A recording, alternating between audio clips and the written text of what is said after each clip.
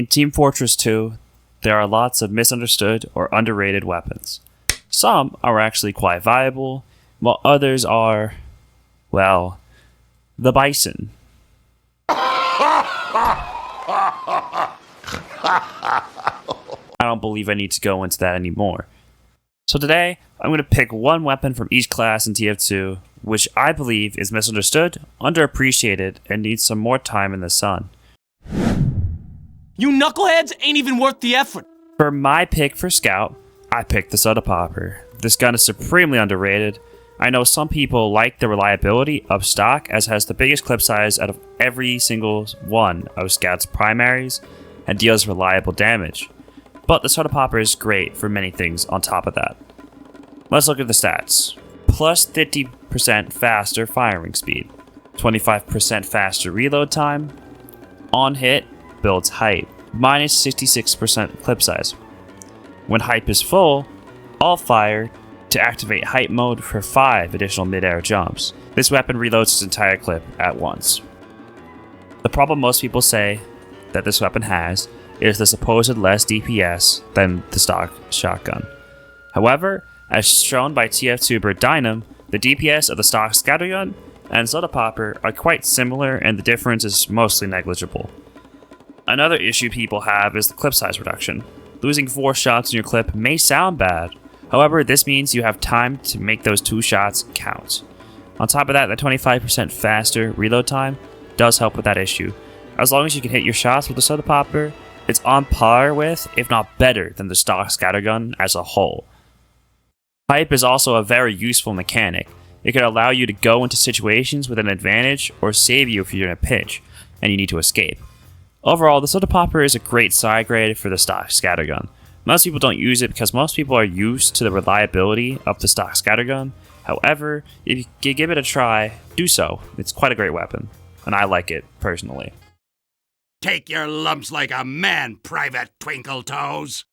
Pick for Soldier is the Cloud Mangler 5000. I picked this because the Cloud Mangler has so little downside, it almost feels like a direct upgrade. The stats of this thing are: it does not require ammo, all fire makes a charge shot which mini-crits players, sets them on fire, and disables buildings for 4 seconds, no random critical hits, deals only 20% damage to buildings, and mini-crits whenever it would normally crit. That last stat is pretty much irrelevant because it only applies to crits, creating medics, and the end of the game. So it's pretty much a non-issue stat. So we should just get this off the list. Get out of here. The thing that people hate about this gun is the only 20% damage to buildings. Now, if there isn't an engineer, like the stat before this basically doesn't exist. But if they do have an engineer, the all-fire can sometimes negate that a bit because it disables buildings for 4 seconds, allowing you to kill the engineer before the sentry comes back up, and allowing your team to go in to destroy it. And if all else fails, just don't go in that sight line, you know, have a brain, maybe, you know? So, yeah. Also, I find that there's no need to really talk about that does not require ammo stat. I feel like it already says enough there. And the charge shot can be fired around corners and can kill most light classes in 1 shot, which is really good, so. The pick for Pyro was a bit difficult. Pyro rarely has any misunderstood weapons. They're either really good or really, really bad. Take, for example, the Gas Passer. It's just objectively bad. There's just nothing to say about it. The only thing I find fun about the Gas Passer is the Neon Annihilator combo, which is really funny to pull off. Anyway, the only weapon that really breaks this mold is the Dragon's Fury. On paper, the Dragon's Fury is quite weak, only being a couple points of damage higher than the Detonator, which is one of the weakest weapons that Pyro has. But if you hit those balls of fire, then it becomes incredibly apparent what this weapon was capable of. The stats are: it uses a shared pressure tank for the primary fire and alt fire. The primary fire launches a fast-moving projectile, almost like a shotgun, that briefly ignites enemies. Alt fire releases a blast of air that pushes enemies and projectiles and extinguishes teammates that are on fire. Basically, it's just air blast. Extinguishing teammates restores 20 health, deals 300% damage to burning players, plus 30% repressurization rate on hit, minus 50% repressurization rate on alt fire.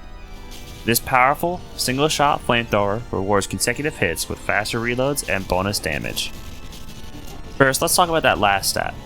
This powerful single-shot flamethrower rewards consecutive hits with faster reloads and bonus damage. This directly incentivizes you to hit your shots with the Dragon's Fury.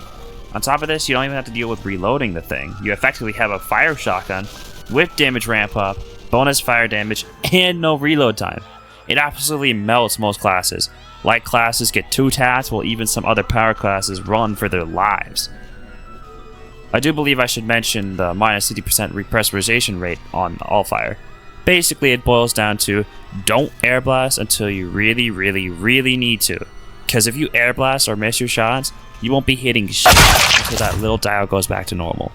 But I do believe that the Dragon's Fury is a great side grade to stock and should be used a lot more often than it actually has been.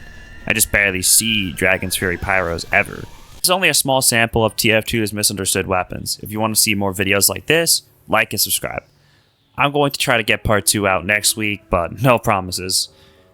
Also, go check out the videos used for this one by Dynams, Floren, and FishStickOnAStick. We'll put those in the description. Go check out the channels, they're amazing.